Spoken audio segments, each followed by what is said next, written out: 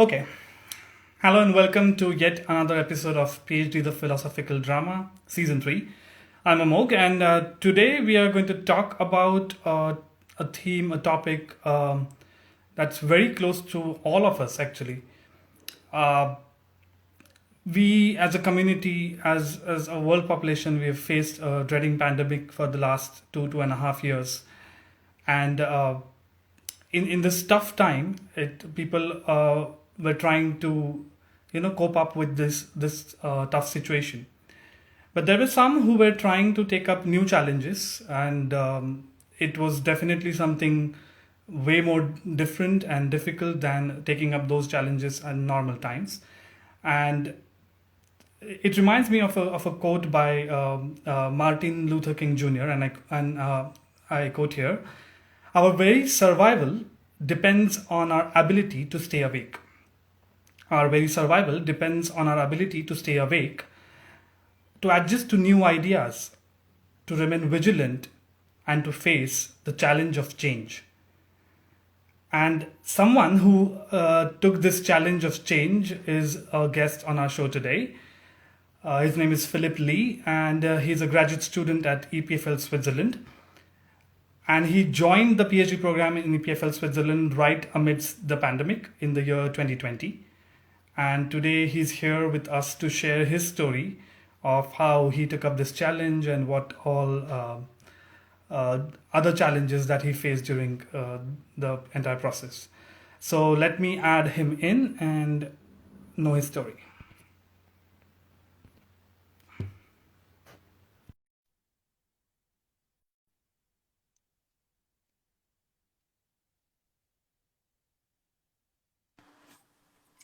Hi, Hello, Phil. how's it going? It's going fine. How's it going for you? Doing okay? Perfect. So first of all, thank you so much for being on the show to share your story of PhD. Sure. I know you're still pretty young in PhD, but it's interesting to know how you've come up taking up this challenge in the middle of the pandemic. So before we talk about in the middle of the pandemic, what happened that time, I'm just going to take you before the pandemic Okay. and ask you about when did you start thinking of taking a challenge of doing a PhD? Ooh, that is a good question. So when I first started out in, let's say, high school, I really wanted to be a medical doctor because for my family, that's the only kind of doctor there is, Other, Okay. and so they really pressured me to, go towards like the biosciences and whatnot. And so that's the only idea I had going out the door. But it wasn't until I started doing like extracurricular activities in college that Mhm. I saw that there were other avenues. So, after volunteering at the hospital and deciding that I don't want to work with people, uh, Okay. and then I did a research internship during summer at Lawrence Berkeley National Lab, which was right next to the university where I attended. And it was great because I got to see what a research environment was really like. The collaboration between, the postdocs and the Mhm. research scientists, as well as the investigators themselves. And it wasn't until I met my mentor at the time, Ron Zuckerman, that really inspired me and that I really learned that there were other avenues besides just being a medical doctor, that you could Right. help people with science, Right. right? And so that's when I first had that little seed that told me that, maybe PhD is viable. Maybe it is another way to go. Right. And this was all happening in the US, right? You were in the US doing your studies. Yeah. hmm So you did your masters and you were inspired to do a PhD, and you decided to apply, but you decided to move from US to Europe. Um, uh, and how did that go? What was the thought process behind choosing something hmm uh, in a different continent? Fly to Switzerland. Oof. So a little bit of a backstory there. I finished my bachelor's in biology, not in Mhm. chemistry. Right. But I had a lot of signs that were trying to lead me towards chemistry. Like I worked in the chemistry stockroom.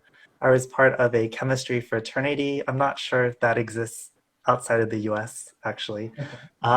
And I was doing chemistry research. And so I really wanted to do something in chemistry. But are you familiar with like the science pyramid? So it's this idea that like in order to essentially go up to a higher level of science, you need a Mhm. higher level of mathematics, right? Right. And so to go into chemistry, I didn't have the required courses, physical chemistry, which is why I wanted to do the master's to really see if research was for me and then to take that required course. Um, Okay. so keeping that in mind, I did my master's in biochemistry, but the only thing I did was synthetic chemistry, which is Okay. kind of misleading in terms of the title, right? Mhm. So I ended up doing my master's for 3 years, and that's because in my second year, when I was applying to PhD programs, I applied to 15 different ones, Okay. and I applied to not only like very high tier schools like Harvard and MIT, but also, some local schools in California as well. Mhm. And unfortunately, I didn't get into any school because I was not good enough for those top tier schools, but at the same time, too good for the lower tier schools, right? So it was a very harsh lesson Yeah, it's very because difficult to be in that kind of a phase, you know. I mhm. can relate to it in some sense. Yeah, so I had just come from a really big failure, you know. Mhm. And that kind of motivated me to take a bigger risk. So the next year when I applied to some international programs, but also some programs very far away from home and Yeah. far from California, right? Yeah. And so in the end, I got into a couple schools. I got into a school near where I live, UCI. So that was the comfortable choice, right? That was the choice Yeah. that essentially nothing would really change. I wouldn't be too far away from family. I would have a great support system. Right. My other schools were in Chicago, which would have been a bit of a trip, but not, again, not too far away from home. The only thing holding me back was the weather because it's really, really cold there during the winter. Yeah. And so you have to live in a place that essentially you can see yourself, going outside and like actually spending time. So for Yeah. Chicago, I couldn't imagine myself living there. Right. Um, the next option was New York City, NYU, and I really love the city life. There's so much that you can do. There's so much going on, like musicals on Broadway and plays, and all sorts of such a diversity of food. And so that would have been a good second choice. And then my third choice was Switzerland, a completely different country. I had never gone to Europe before this. Right. I never learned French before this, and it was just a whole different beast. And Right. for me at the time, I had a really good mentor, Paul Benor, who basically told me to think of PhD as a journey and to have a more of a growth mindset. Like the Phil that's here or deciding at the time, what would have been the best option for him? What would have made him grow the most? Right. And so I decided to go to Switzerland. Right. But if I remember it correctly, you were applying for these positions when the pandemic had just started, right?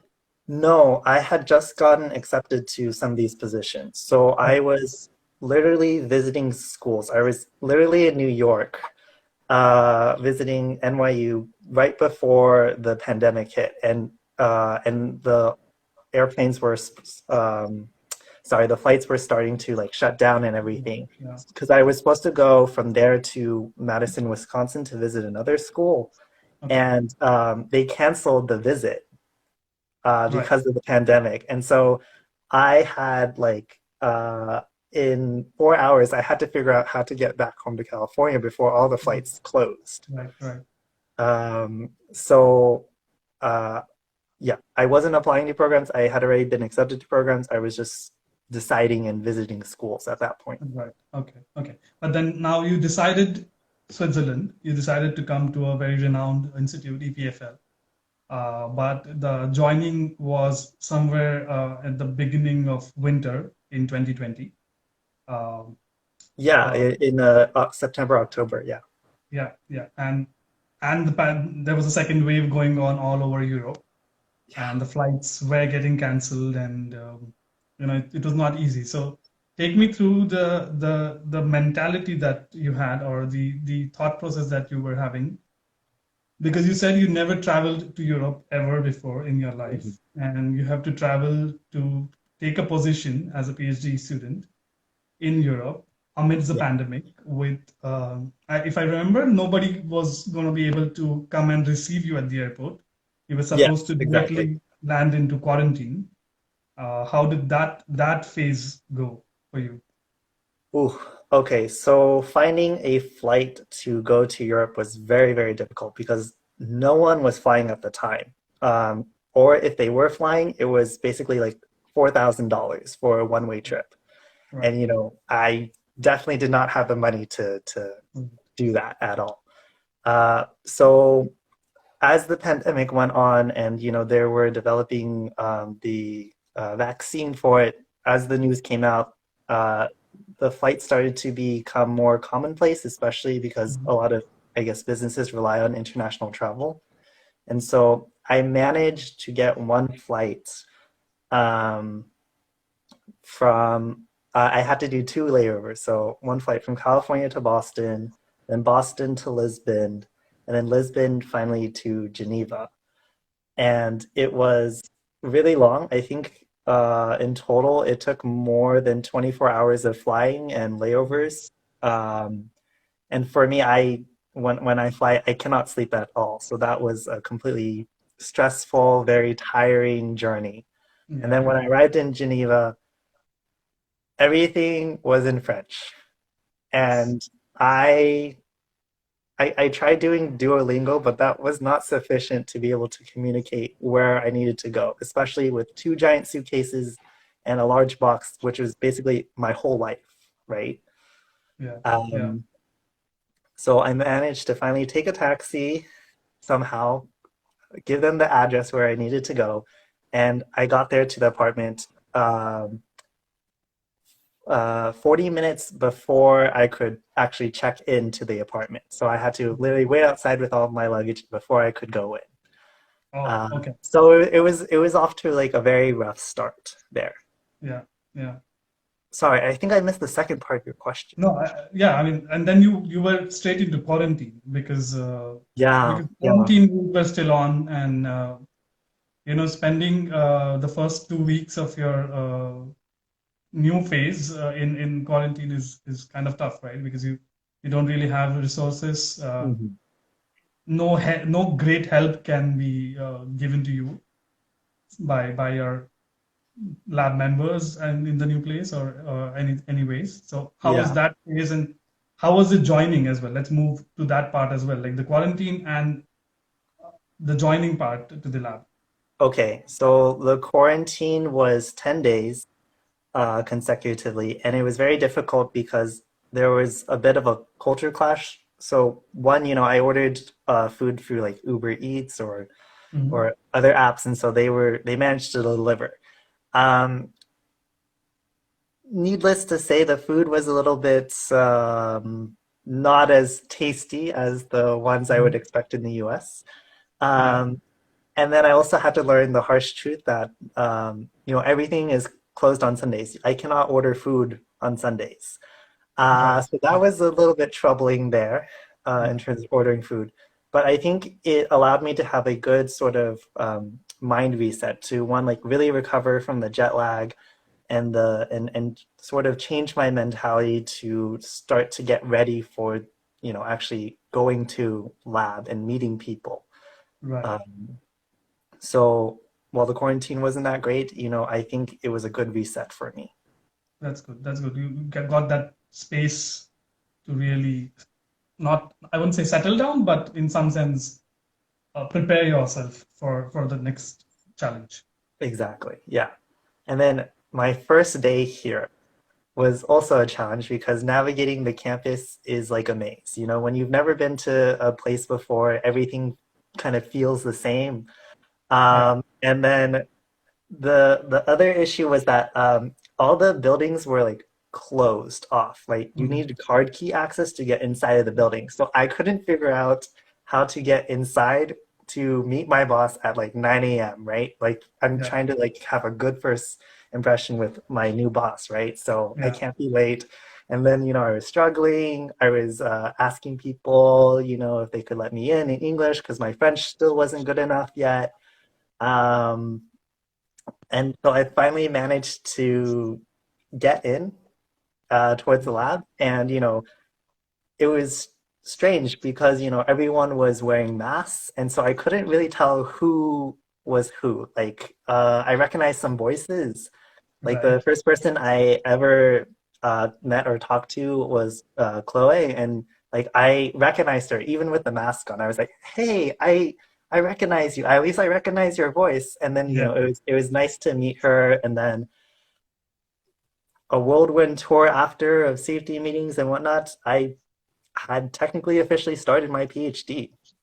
Yeah. That's great. I mean, given all the challenges that you faced to reach and begin the new program, it is wonderful. Take me through the initial days of your PhD. All the meetings mostly going online. You meeting people Yeah. online. As you said, everyone wearing masks, so you Mm. really don't know who's who, uh, or you have not seen their real faces, if I may so say. Yeah. And the threat is still there. The COVID threat is still there. Mhm. You're still settling down outside in your apartment. How are those initial days? Oof. So at that time, I still had the fear of getting COVID, because it was still something that, like, if you got it, you had a high chance of not surviving or being Yeah, seriously hospitalized, right? And yeah, so, um, luckily, everyone was wearing masks, inside the office, inside the laboratory, but it felt like an additional barrier. It felt like it was a little bit more difficult to actually talk to people and meet people, hmm, especially, taking classes over Zoom. So right, before I finished my master's program, I was also teaching online, uh, organic chemistry lab, which, of course, how can you do lab over yeah, Zoom? It's yeah, difficult. But, I already had some sort of sense that there was like a barrier between, this me and the students, and also the students with each other. Not people didn't want to talk over each other. Just the way that Zoom is set up is not very conducive to a very good learning environment yeah, because it's hard for people to pay attention after 30 minutes. I was completely zoning out in like these 2 hour classes, mhm, And so unfortunately, I feel like I didn't retain that much information from my Zoom classes.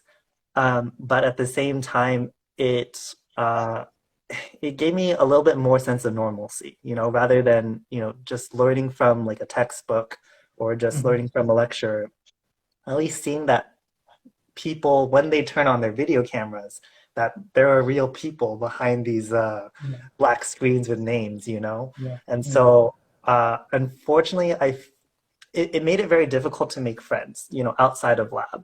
Because right, I recognize people's names, I recognize people's voices, sometimes recognize half of their faces, right, but it was hard making friends, like even with the breakout sessions and like group work, people just felt like they were just there for the class and not really to, make friends. I yeah, felt like that's what really the pandemic um, made hard, making friends, because people didn't want to communicate, didn't want to really connect with each other in the ways that they used to, because they were afraid of getting like this very Yeah. deadly disease. And Yeah.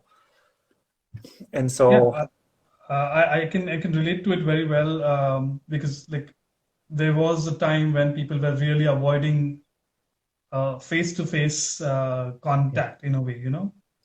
We were socially distanced, but even then they are changing their paths while walking, for example, even with yeah, the mask. So it was as if people are really avoiding other people deliberately because of this mhm, virus. You mentioned about the friends, making friends was difficult, but I mean, uh, not just friends, but it was also being difficult to have other social activities, right? Uh, yeah, some of them were really not working out. No one was conducting the usual activities outside of lab, and the social life as such was not really moving anywhere. How was your experience uh, beginning in a new place like that? yeah. So it was very difficult. I'm used to be able to make friends with like even strangers, and I feel like maybe it was because of the pandemic, but I felt that people were more just unfriendly in general, right? Like you couldn't just go up to a stranger and start talking to them about like their how you like their shirt or common interests, right? Um, and so usually, at least from what people have told me, in order to make friends here in Switzerland, you usually have to have some sort of like group activity or something. And of Mhm. course, there were no group activities Yeah, happening, not even outdoors, right? Because people yeah. just didn't want to catch it.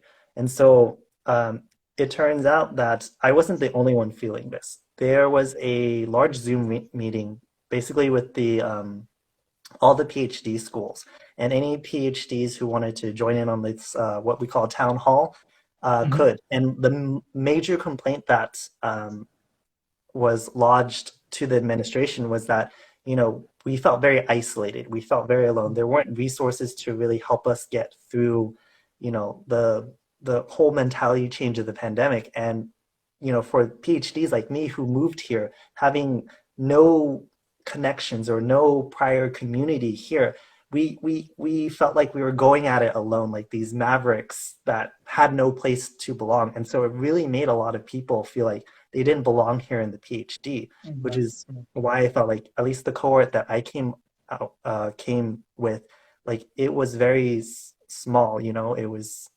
people. I knew one or two people off the top of my head who left PhD during the pandemic Mhm. because it was too hard for them. Yeah, yeah, I can imagine that. Uh, yeah, it was difficult to get friends, get the social life aspect going on. But how was the pressure in the lab?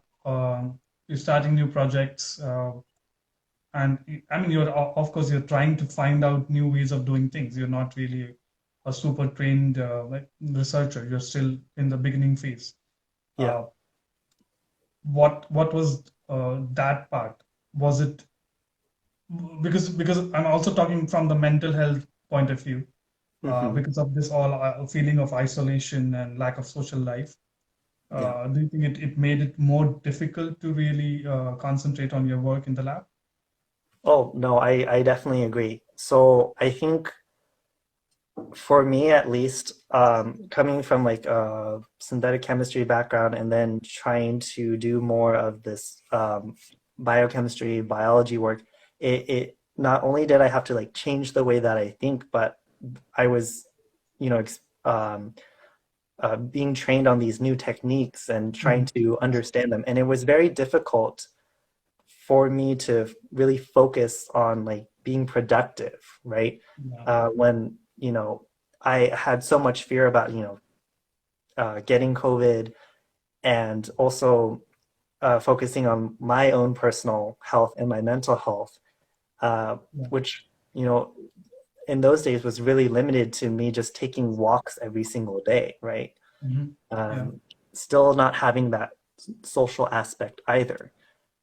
So it was a difficult transition, and there was a lot of days that I felt that I couldn't be productive, right? Mhm. That my mind wasn't 100% on lab work, and that I feel like is just merely because of the pandemic and the lack of social interaction, the lack of connection that I felt to this place, you know? Right, right. I'm sure a lot of people agree with you on this point that they felt the same in that kind of a phase. Uh, but talking about transitions now, it started really bad. The first, second wave was really bad, but then we had the vaccines in 2021, Yeah. and slowly the picture started becoming slightly hopeful. The cases started going down, then people started getting vaccinated. Uh, was it much more, can you call it as a normalizing time for your PhD life uh, amidst the pandemic? Because the pandemic was not over. You couldn't say that, okay, COVID is gone. It's not gone even today. So, but was it like, okay, now this is the new normal of PhD life, but it's going to get slightly better with trying to make new friends, trying to have a better social life, trying to adjust better to the new place. How was that transition for you? I felt like I'm a little bit slow to transition in comparison to Mhm. other people. So I think as people were receiving the vaccines, they were still wearing masks out, and there was like this COVID pass going on, and Right. not a lot of people were necessarily traveling, right? Mhm. Um, and so it it didn't feel like a normalization quite yet. It didn't feel like I could go back to normal life. I could go outside without wearing a mask. It didn't feel like Mhm. that yet because the vaccine does, reduce the effects and the severity of the symptoms of COVID, but there was still a chance that there could be some sort of new variant that was a Mhm. lot more pathogenic, a lot more severe, right? And Yeah. so we at that point at least I didn't know where this pandemic was going, and it didn't feel like it was ending at all. Right. So I kept the same mentality because I think for me at least it was easier to continue the same mentality than to change it back Mhm. and have a sense of normalcy, Mhm. right? And so it wasn't really until I guess recently, like this year, once the mask mandates are down and people could finally travel again, that I started feeling like I could go back to normal life, right? Mhm. Yeah. But how was the PhD regime in that transition? Because yes, for you, you were not ready to, be have a normal life because you said it was not very easy to transition into that. But PhD goes forward, right? It's not something that's going to stay. You're now not a beginner. You are suddenly a 6 month student. Like you finished 6 months in the lab, or about finishing about a year. What was that? Did you feel that it's speeding up too fast for you, considering what's going outside? No, I think the timeline was relatively okay. So the first 6 months of PhD was really a shot in the dark for me, Mhm. really a period of like learning and adjusting Yeah. and trying to understand, what I could do and what I needed to do in order to pass my candidacy exam, right? Because it was coming up on that 1 year. Exactly. And Yeah. so I think at least for the first year, it went by relatively slowly, I felt like. Like Mhm. my progress, it felt very slow. Um, the and then I felt like I was kind of just shooting in the dark, kind of like trying all sorts of different things in order Yeah. to hope that there might be one thing that might work for at least I Mhm. could report for the candidacy exam, right? Mhm. Yeah. But I think I just sort of kept that mentality throughout that first, I guess the whole the first year and a half of PhD, Okay. it felt like that slow progress. Um, Okay. Okay. Yeah. Uh, but now the mask mandate is off, at least in some places. It's there. It's off Yep. in Switzerland. People are vaccinated, most of them with 3 doses. So, like the real threat of COVID has reduced substantially, Mhm. and people are, of course, people are really tired of the pandemic. Now it's been going on for 2 years. What do you feel right in the middle of your PhD now, looking at the future plans and trying to see what you're going to be doing in the next few years? And in terms of normality, do you feel that life is at least trying to become normal now with the COVID cases going down substantially?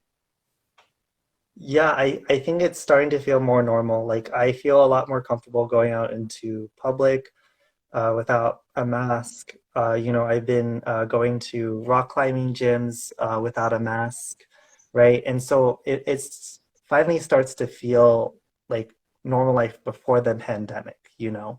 But of course, you have to take that with a grain of salt because, there is still that possibility that there could be a new variant Yeah, that is resistant against the vaccine that's completely different. And you could still get COVID. But now, most of my colleagues and friends who get COVID, they get very mild symptoms. So I'm not mhm. worried about catching COVID now, but I can finally start, working in a lab without a mask, Mhm.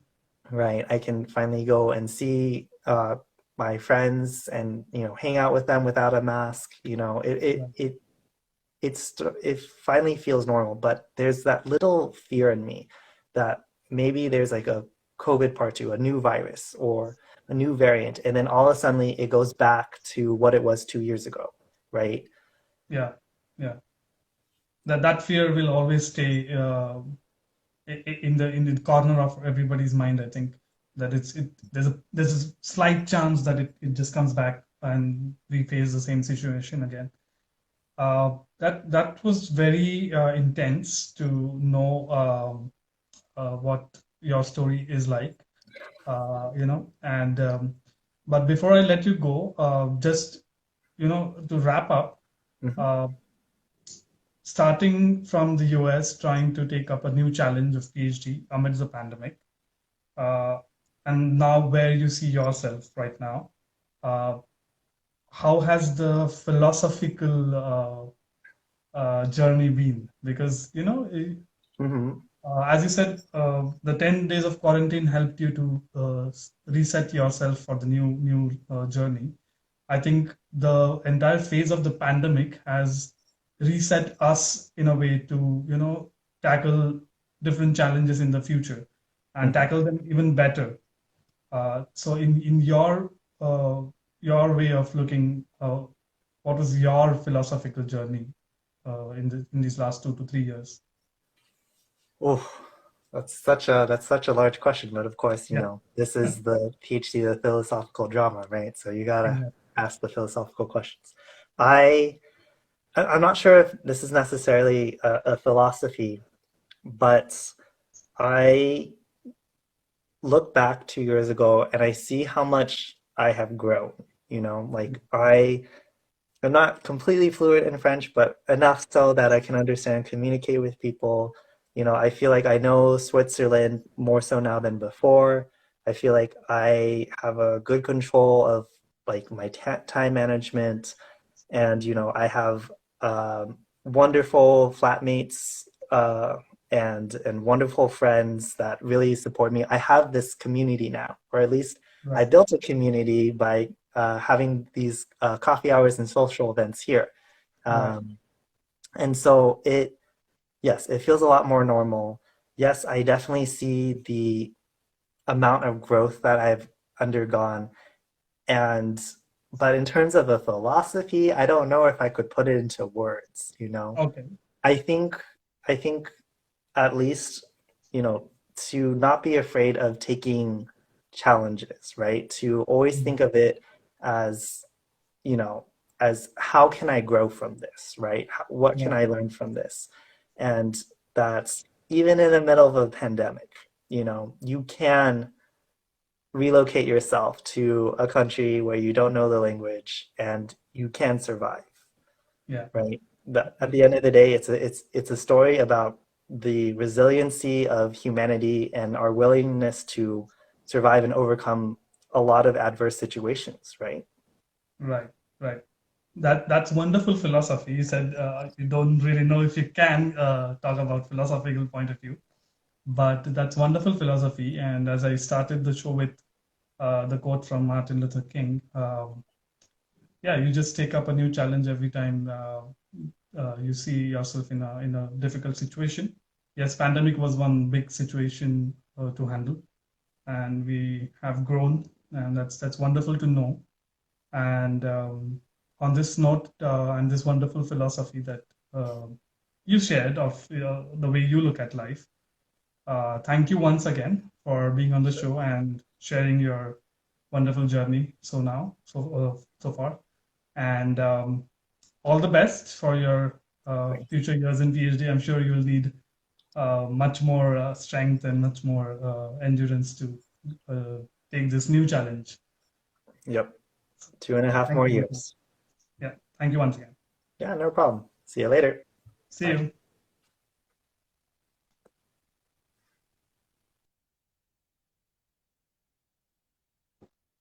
So that was Phil with his story of transitioning into a PhD amidst the pandemic in a different country. He moved from the US to the Switzerland, and on a philosophical level, it's amazing to know that when you face new challenges, you take it as a journey where you can grow out of. So on that note, it's time to wrap up this episode of PhD the Philosophical Drama, and we will see you next week with another very interesting story. So stay tuned and share our page with your friends and family, and take care. See you.